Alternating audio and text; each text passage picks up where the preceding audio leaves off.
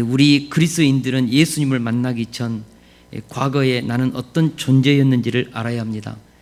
또한 현재 내 삶의 위치가 무엇인지를 깨달아야 합니다. 더불어서 나는 앞으로 어떤 삶을 살아야 할지에 대한 분명한 미래와 방향이 있어야 합니다. 인생에 대한 목적이 분명해야 한다는 것입니다. 다시 말해서 거듭난 성도라면 누구든지 예수님을 만나기 전 과거의 삶의 의미, 현재의 삶의 위치, 미래의 삶의 방향을 정확하게 인식하고 있어야 한다는 것이죠. 나는 과거에 누구였고 어떤 자였고 현재 나는 어떤 삶의 위치에 있고 나는 어떤 미래를 향하여 인생의 목적과 방향과 비전을 가지고 나가야 하는지를 우리는 알고 있어야 한다. 이것이 분명하면 우리가 신앙생활할 때 어떤 인생의 어려움과 장애물과 고난 앞에서도 넉넉히 승리할 수 있습니다. 오늘 말씀을 통해서 그리스도인이라면 누구에게나 존재하는 비참했던 과거의 나의 삶의 의미, 그리고 현재의 하나님의 자녀로서의 정체성과 내 삶의 위치, 마지막으로 구원받는 목적과 미래의 나의 삶의 방향에 대해서 함께 생각해 보기를 원합니다. 우리는 과거에 어떤 존재였는지 우리 1절에서 3절을 같이 한번 읽어보겠습니다. 시작. 그는 허물과 죄로 죽었던 너희를 살리셨도다. 그때 너희는 그 가운데서 행하여 이 세상 풍조를 따르고 공중의 권세 잡은 자를 따랐으니 곧 지금 불순종의 아들들 가운데 역사하는 영이라. 전에는 우리도 다 그 가운데서 우리 육체의 욕심을 따라 지내며 육체와 마음에 원하는 것을 하여 다른 이들과 같이 본질상 진노의 자녀이었더니. 아멘. 바울은 우리가 거듭나기 전에 우리는 어떤 사람이었는가? 우리는 누구였는가? 허물과 죄로 죽었던 너희라고 했습니다. 이것이 과거에 예수님을 만나기 전에 우리의 삶의 모습이었습니다. 우리는 누구였습니까? 허물과 죄로 죽었던 자들이었습니다. 성경에서 말하는 죽음에는요, 세 가지가 있습니다. 전에도 말씀드렸던 것처럼 가장 먼저는 영적인 죽음입니다. 우리는 태어나자마자 부모의 아담 안에서 죄의 혈통 속에서 우리는 태어나서 하나님과 관계가 끊어진 채로 태어났습니다. 죄 중에서 출생했다. 다윗은 그렇게 말했습니다. 우리는요, 본질상 진노의 자식으로 태어났습니다. 인정하든 말든 성경은 그렇게 말씀하고 있죠. 여러분, 허물과 죄로 죽었던 너희라는 것은 태어날 때부터 하나님과의 영적인 관계가 끊어진 채로 너희들은 태어났다. 그리고 살았었다. 우리가 분명히 알아야 합니다. 우리의 육체는 살아있지만 우리의 영혼은 죽어 있었다. 우리의 과거의 모습입니다. 이것이 영적인 죽음입니다. 첫 번째 죽음은 뭐예요? 허물과 죄로 죽었던 너희, 영적인 죽음입니다. 두 번째 죽음은요, 우리가 이 심장이 멈추면 병원에 가면은 심장이 뛰는데 갑자기 그냥 멈춰서 일직선으로 쭉 가지 않습니까? 띠 하면서 그 순간에 우리의 영혼은 몸으로부터 분리됩니다. 이것이 우리의 두 번째 죽음입니다. 이 죽음은 믿는 자들이지 믿지 않는 자들이지 누구든지 경험하는 죽음입니다. 이것이 두 번째 죽음입니다. 그리고 세 번째 죽음은 우리가 죽고 나서 하나님의 심판대 앞에서 심판을 받고, 먼저는 주님이 재림하시기 전에는 우리는 음부에 던져지죠. 그리고 예수 믿는 자들은 낙원으로 가죠. 그리고 주님이 재림하실 때 영원히 하나님의 나라로부터 분리되는, 천국으로부터 분리되는 지옥으로 가게 되는 세 번째 죽음, 영원한 멸망, 이것이 세 번째 죽음입니다. 우리가 인생을 살아가면서 아무리 이 땅에서 거지같이 녹록지 않고 부족하게 살아도, 질병을 가지고 살아도, 남들이 보았을 때는 지지리도 못나게 살아도 우리는 영원히 멸망으로 던져지는 지옥만은 가지 말아야 합니다. 지옥은 가장 저주스러운 죽음입니다. 영원토록 희망이 없는, 불못에서 영원토록 하나님과 단절된 채로 살아가야 되는 영원한 멸망, 이 저주스러운 우리는 세 번째 죽음으로부터 반드시 벗어나야 합니다. 그러면 하나님과 관계가 단절되어서 살아가는 영적으로 죽은 사람의 특징이 무엇인가? 오늘 본문에 보니까 뭐라 하겠습니까? 하나님과 분리되어 살아가는 사람들의 특징은 지금 불순종의 아들들 가운데 역사하는 마귀의 종노릇하는 인생이라고 했습니다. 1절에서 3절을 다시 한번 띄워주시겠습니까? 허물과 죄로 죽었던 너희는 그때에, 허물과 죄로 죽었던 그때에 너희는 너희들 가운데서 행하여 이 세상 풍조를 따르는 인생을 살았다. 이 세상의 풍조는 무엇입니까? 이 세상의 문화와 이 세상의 관습과 전통, 이 세상에 흐르는 어떤 거대한 인본주의의 흐름 속에서 너희들은 살았다.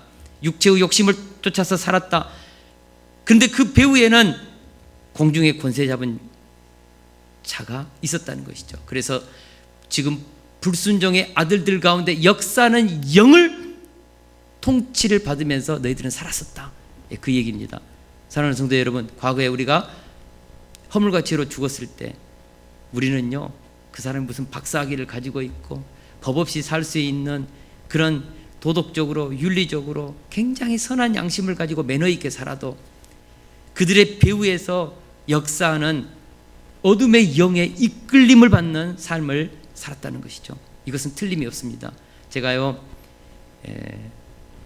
군대에서 전역하고 90년도에 갑자기 제 영안이 열려가지고 그 공중에서 나를 노려보고 있는 그 네 마리의 그 어둠의 영들을 제가 보았습니다. 섬뜩했습니다. 나를 죽이려고 대낮인데 막 목을 조리면서 너는 죽어야 한다고 예수 그리스도의 이름으로 사투를 벌리면서 물리쳤습니다. 여러분, 우리가 눈에 보이지 않는다고 해가지고요, 이 세상이 보이는 것만이 우리 세상이 아닙니다. 보이지 않는 곳에서 영적인 악한 영들이 활동하고 있습니다. 신내림을 받은 무당들은요, 작두 위를 걸어갑니다. 그들에게는 신비한 능력이 있어서 사람의 과거를 알아맞히고 점을 칩니다. 이 세상 사람들이 없는, 이성이 없는 그런 영적인 세계를 경험하고 말하는 무당들이 있습니다. 신내림을 받는 사람들이 있다고요. 이 세상에는 보이지 아니할 악한 영들이 활동하고 있습니다. 그러나 악한 영들만 활동하고 있는 것이 아니라 이 세상을 창조하신, 이 우주를 만들어내시는 생명의 영, 창조의 영도 활동하고 있습니다. 우리는 그것을 홀리 스피릿, 성령님이라고 합니다. 여러분, 성령님도 활동하고 있습니다. 보이지 않지만. 예수 그리스도를 믿는 사람들은 거룩한 신내림, 하나님의 성령에 사로잡힘, 성령이 우리 속에 임하는 그런 은혜를 체험합니다. 성령님이 임하면 그 사람의 영혼이 평안해집니다. 그리고 예수님을 믿게 됩니다. 성경이 진리인 것을 알게 됩니다. 그리고 하나님을 찬양하게 됩니다. 이 세상이 하나님이 창조하셨음을 믿게 되고 구원 이후에 하나님이 준비하신 새하늘 새 땅이 오고 있음을 아는 것이죠. 여러분, 거룩한 신내림을 내린 사람에게도요, 무당이 갖는 능력보다도 100배, 1000배나 더 거대한 하나님의 능력이 그 사람 안에 임합니다. 성경에 보니까요, 성령님이 그 사람 안에 임했을 때 갖게 되는 복음의 능력, 귀신을 쫓아내고 병든 자에게 손을 얹어도 낫게 되고 방언을 말하고 애언을 하고 사람들이 알지 못하는, 눈에 보이지 않는 하나님의 영적 세계에 대해서 이야기하고 이해가 되고 2000년 전에 십자가에서 우리를 위해 죽으신 그분이 우리의 인생 가운데 적용이 되고, 왜 그런 일이 일어납니까? 우리에게 거룩한 신내림, 성령님이 임했기 때문에 이런 일들이 일어나는 것이죠. 그리고 그 강력한 이 세상의 영보다 더 큰 영이 진짜 우리 속에 임재하면요, 속된 말로 점을 쳐도 점이 나오지 않는, 구슬을 하는데 굿이 안 되는 어마어마한 우리 속에 영적인 하나님의 임재하는 일들이 우리 그리스도인들에게는 있다는 것입니다. 할렐루야. 우리는요, 과거에 죄와 허물로 죽어서 어둠의 영을 쫓아서 살던 자들이었습니다. 그 결과가 무엇인가? 오늘 본문에 보니까 이들과 같이 본질상 진노의 자녀였다. 우리가 영적으로 죽었을 때 우리의 삶의 결론은요, 진노의 자식, 저주의 자식, 이것이 우리의 미래였습니다. 인생에 희망이 없는 것이죠. 살아도 열매를 맺고 성공을 해도 허무한 삶, 재미가 없는 삶, 나이가 들수록 미래가 불안한 삶, 현재 가지고 있는 이 성공도 작은 행복도 변하기 때문에 불안한 삶, 이것이 허물과 죄로 죽은 자들의 삶의 특징입니다. 진노의 자식이었다. 그런데 오늘 본문에 보니까 하나님이 이런 우리를 그 큰 사랑으로 살려냈다고 4절에서 6절을 말씀하고 있습니다. 우리 4절에서 6절을 같이 한번 읽겠습니다. 시작.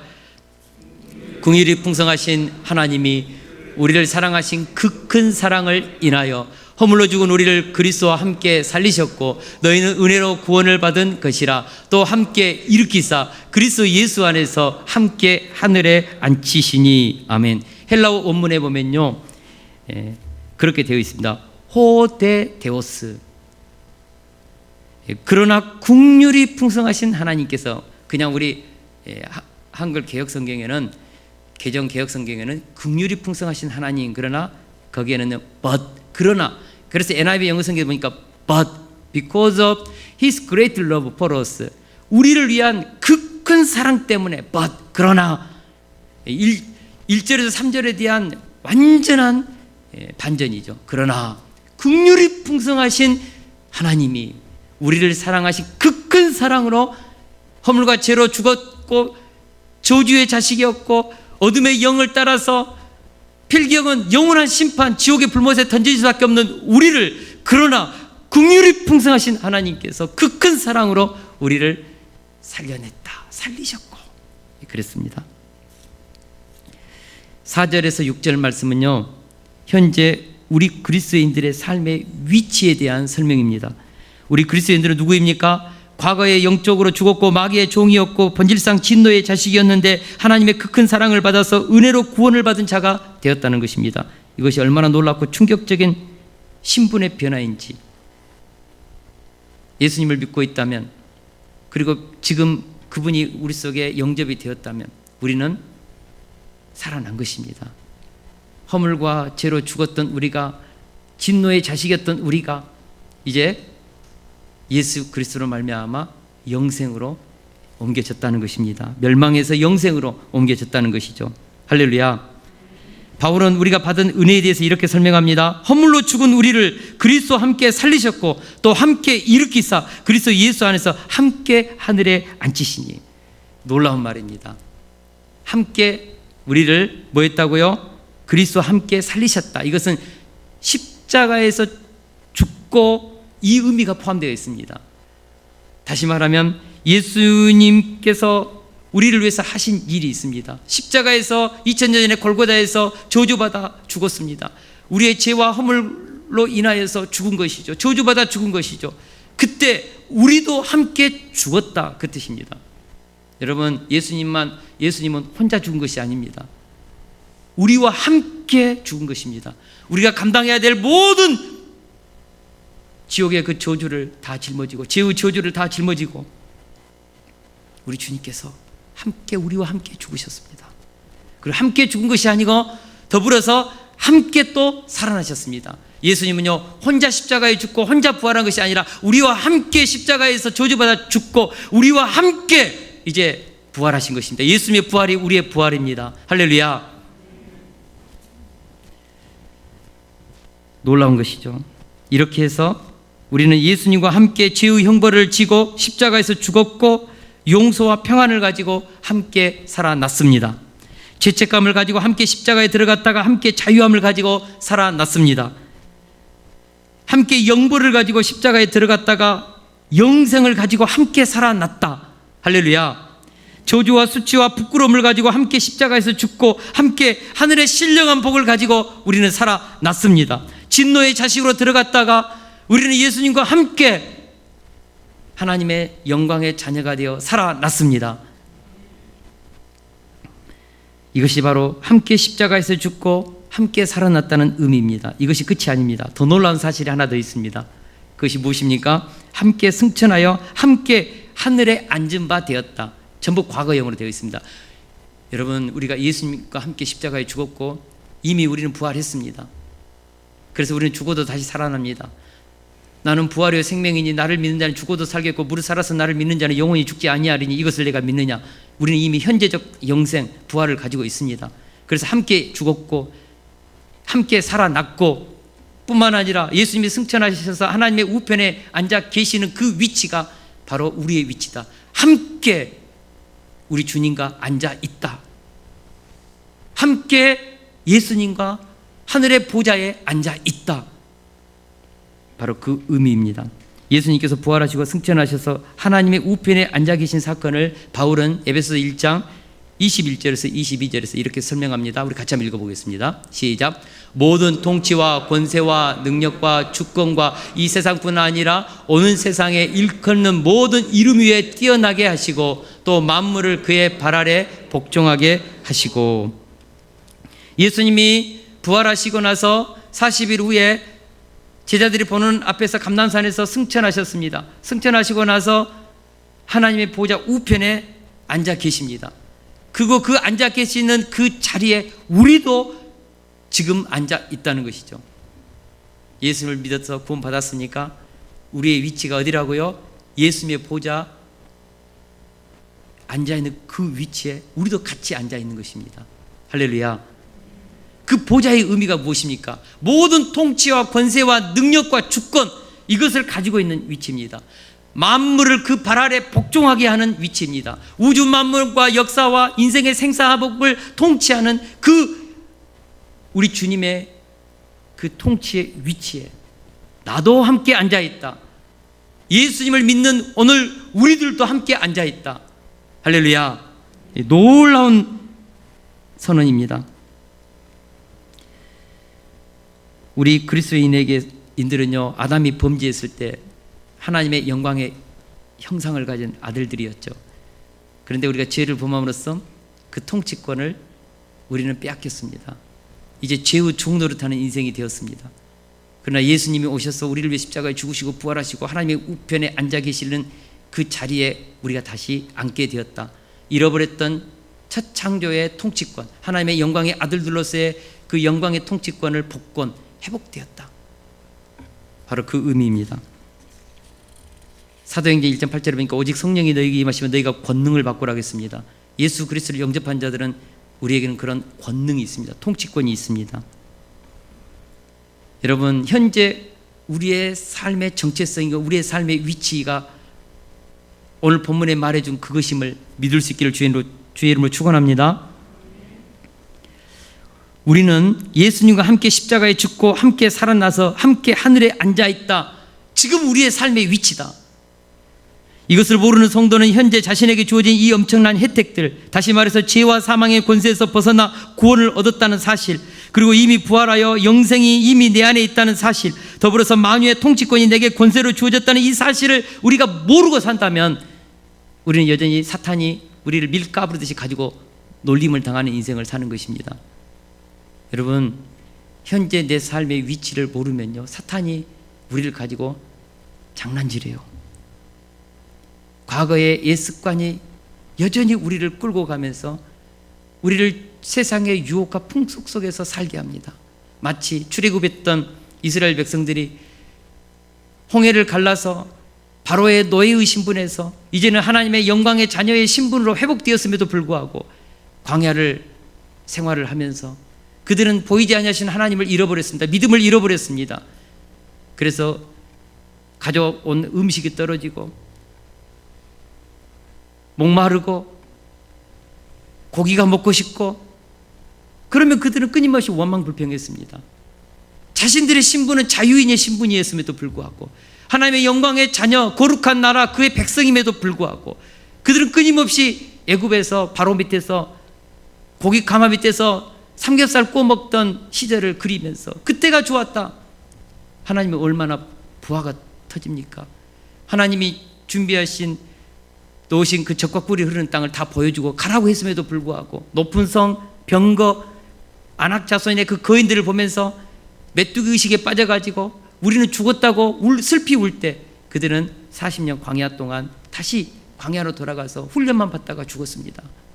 여러분, 자신의 자녀의 신분이 이미 하나님의 자녀가 되었고 예수님의 그 통치권과 같은 그 위치에서 만유를 통치하는 세세토록 왕노릇하는 그 어마어마한 신분을 가지고 있음에도 불구하고 내 현재 삶의 위치를 모르면 사탄이 가지고 노는 것이죠. 그런 일이 없기를 주의 이름으로 축원합니다.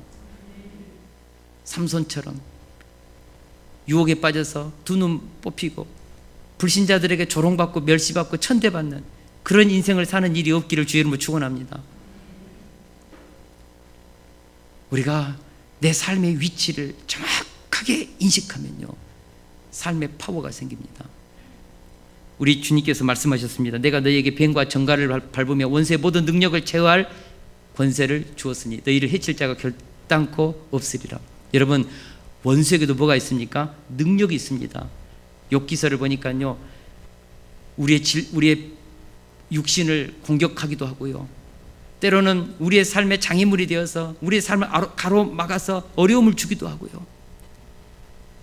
그 배후에는 어둠의 영들의 공격이 있습니다. 우리는 항상 우리 인생 가운데 펼쳐질 문제들이 인과응보적으로 그냥 벌어지는 세상사 속에 일어나는 당연한 일들로 생각하는데, 때로는 어둠의 영들이 우리가 가는 이 믿음의 길을 가로막기 위해서, 공격하기 위해서 어마어마하게 공작을 펼치고 모략을 꾸미고 계략을 펼쳐서 우리가 가는 이 신앙의 길을 얼마나 막고 있는지 아십니까? 원수에게도 능력이 있습니다. 이 능력. 그러나 그 원수의 모든 능력을 제어할 권세를 너희들이 가졌다. 우리 안에 계신 이가 세상에서 활동하는 악한 영들보다 더 크다. 할렐루야. 우리 주님께서 말씀하셨습니다. 믿는 자들에게 이런 표적이 따르니 너희들이 내 이름으로 귀신을 쫓아내며 새 방언을 말하며 뱀을 집어 올리며, 뱀이 무엇입니까? 마귀를 잡는 권세가 있다는 것이죠. 뿐만 아니라 병든 자에게 손을 얹은 즉 나으리라. 할렐루야. 무슨 독을 마실지라도 해를 받지 않는다. 할렐루야. 이런 권세, 이런 능력이 너희들에게 있다. 구하고 찾고 두드리라. 내 이름으로 무엇이든지 내게 구하라. 우리는 천하에서 가장 큰 이름으로 우리는 보호를 받고 있고, 그 이름을 가지고 우리는 능력을, 권세를 행할 하나님의 자녀라는 사실을 믿을 수 있기를 주의 이름으로 축원합니다. 여러분, 대통령은요, 취임하는 순간부터 대통령의 권세를 갖습니다. 이 권세가 얼마나 큰지 아십니까? 사단장이라 할지라도, 별이 4개 대장이라 할지라도 대통령이 옷을 벗길 수도 있고 전쟁을 시작할 수도 있고, 우리나라에 존재하는 모든 경찰들을 움직여서 범죄자들을 소탕할 수 있는 권세가 대통령이 있습니다. 심지어는 우리 생활을 바꿀 수 있는 법을 때로는 바꿀 수 있는 힘도 있습니다. 대통령에게는요. 그런 권세를 우리 국민들이, 헌법이 보장되는 그 임기 기간 동안 대통령은 권세를 행할 수 있습니다. 마지막 임기가 끝나는 하루 전날까지. 대통령이 뭐가 있다고요? 권세가 있습니다. 여러분, 하나님의 자녀들에게도 예수님을 믿는 순간부터 우리에게는 법적으로 보장된 하나님의 권세, 아들의 이름을 통하여서 우리는 하늘의 권세를 가졌습니다. 이것을 아십니까? 예수님이 하나님의 우편에 앉아 계셔서 세상 만물을 통치하고 있는 그 권세, 그 옆에서 우리도 세세토록 왕노릇하고 있는 왕자에 앉아 있는 우리의 삶의 위치를 아시냐고요? 세상을 살아가면서 힘든 문제 많지요. 재정적으로 어렵고 힘들면 가난한 마음으로 마음이 쪼그라들지요. 질병에 걸리면 사는 것이 얼마나 힘듭니까? 앞날이 보이지 않지 않습니까? 우리도 모르게 우리의 현재의 삶의 위치를 모르면 메뚜기 의식에 사로잡혀서 우리도 자칫 잘못하면 광야 백성들처럼 원망하고 불평하고 하나님이 보이지 않으니까 자꾸 세상에 눌려서 그렇게 거지같이 살 수 있다는 것입니다. 사랑하는 독자 여러분, 우리가 세세토록 왕노릇하는 예수님의 우편에서 우리도 같이 앉아있다는 현재 우리의 위치, 아직은 새하늘 새 땅에 우리는 들어가지 않았지만 현재 우리는 이미 하나님의 자녀의 권세를 가지고 있다는 이 사실을 믿고 그 권세를 행할 수 있기를 주의 이름으로 축원합니다. 여러분, 믿는 것에서 끝나면 안 됩니다. 선포를 해야 합니다. 언어로 명령을 해야 합니다.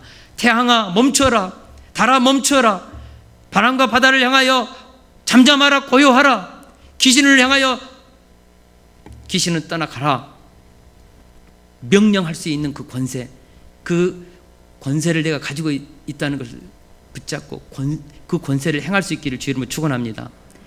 대통령은요, 사단장한테 이번에 훈련 좀 해주겠니? 아니면 적들이 쳐들어올 때 막아주겠니? 부탁하지 않습니다. 사정하지 않습니다. 막아! 출동해! 우리는 그렇게 명령해야 합니다. 예수 그리스도의 이름으로. 할렐루야. 그러면 우리에게 주신 이 주님의 사랑과 이 긍휼과 은혜를 우리는 어떻게 감당해야 하는가? 우리 7절을 같이 한번 보겠습니다. 7절 말씀 시작. 이는 그리스도 예수 안에서 우리에게 자비하심으로써 그 은혜의 지극히 풍성함을 오는 여러 세대에 나타내려 하심이라. 우리는 여기서 미래의 삶의 목적과 방향에 대해서 생각해 볼 수 있습니다. 왜 하나님은 우리에게 그 큰 사랑을 베푸셨을까? 왜 하나님은 죄와 사망의 권세 아래에서 죄와 허물로 죽은 우리를 그리스도 안에서 살려서 우리와 함께 예수님과 함께 부활의 생명을 주시고 영생을 주시고, 왜 우리 예수님과 함께 하늘 보좌 우편에서 우리도 같이 앉아있게 하셨는가? 이유가 무엇입니까? 그리스도 예수 안에서 우리에게 자비하심으로써 그 은혜의 지극히 풍성함을 오는 여러 세대에게 흘러보내는 축복의 통로로, 은혜의 통로로, 기적의 통로로, 구원의 통로로 살라는 것이죠. 하나님의 영광을 드러내는 하나님의 얼굴로 살라는 것이죠. 찌질하게 살지 말고, 겁먹고 두려워하면서 살지 말고, 하나님의 영광이 얼굴이 되어서 통치하면서 하나님의 그 큰 하늘의 부요함을 우리를 통하여 흘러보내라. 하나님의 통치 대행자가 되어서 정복하고 다스리면서 이 땅에서 하나님의 나라를 세우고 하나님의 뜻을 완성하는 인생을 살라는 것입니다. 빛이 되고 소금의 인생을 살라. 바로 그것입니다. 여러분, 이 세상에 존재하는 모든 것이요 다 목적이 있습니다. 마이크에는 마이크의 목적이 있고요, 이 가림막에는 이것은 이 설치되는 순간에 가림막의 역할이 있죠. 이 단상은 단상의 역할이 있고요. 여러분, 우리가 불필요하던 구더기도요 다 존재의 목적이 있습니다. 징그러운 뱀도요 하나님이 존재하게 하신 목적이 있다니까요. 이 세상에 존재하는 것 중에 목적이 없이 존재하는 것이 어디 있습니까? 하물며 우리가 하나님의 자녀로서 구원받은 목적이 없겠습니까? 왜 하나님이 우리를 그 큰 사랑으로 죄와 허물로 죽은 우리를 그리스도 예수 안에서 살리셔서 하나님의 우편에 앉아있는 아들의 위치에 우리도 그 아들들이 되게 해서 세세토록 왕노릇하는, 통치하는 그 영광의 인생을 살게 하셨는가? 이유가 무엇입니까? 하나님의 그 영광을 우리를 통하여 드러내게 하기 위해서 그렇다는 것이죠. 사도 바울은 우리 중에 누구든지 자기를 위하여 사는 자가 없고 자기를 위하여 죽는 자도 없도다. 우리가 살아도 주를 위하여 살고 죽어도 주를 위하여 죽나니 그러므로 사나 죽으나 우리가 주의 것이로다라고 했습니다. 우리는 사나 죽으나 주의 것입니다. 할렐루야. 자기를 부인하고 자기 십자가를 지고 이제 우리는 구원받은 이 이후의 삶을 향하여 나가야 한다고 믿습니다.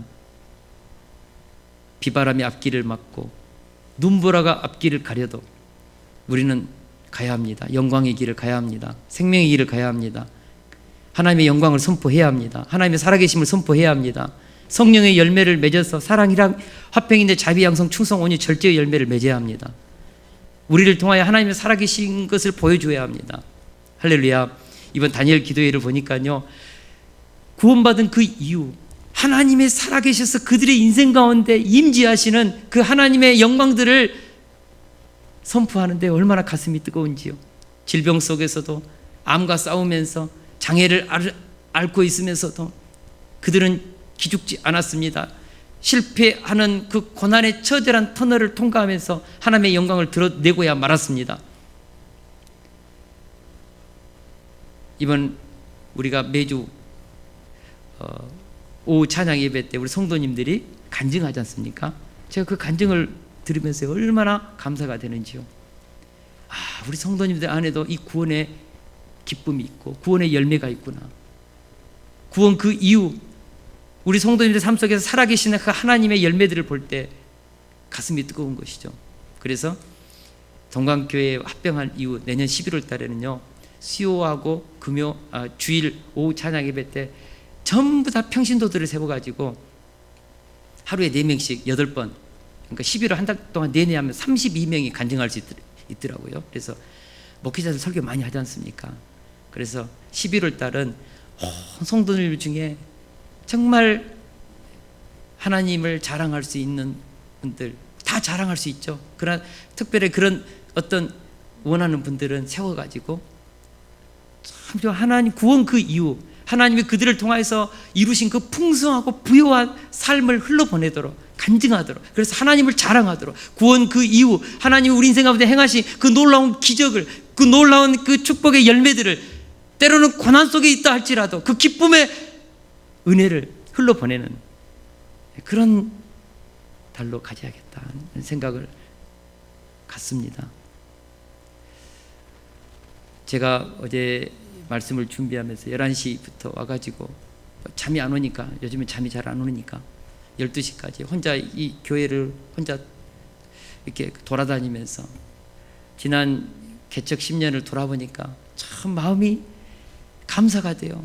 한물 많고 부족한 삶을 22살 때 예수님을 만나서 그 하나님이 저희 인생 가운데 베풀어 주신 그 큰 사랑, 믿음의 열매, 구원의 열매, 목회의 열매들을 생각하니까 감사가 되는 것이죠. 이번에 우리가 교회를 이전할 때요, 어디서 알았는지 개척 목사님들이 와가지고 목사님 의자 좀 주십시오.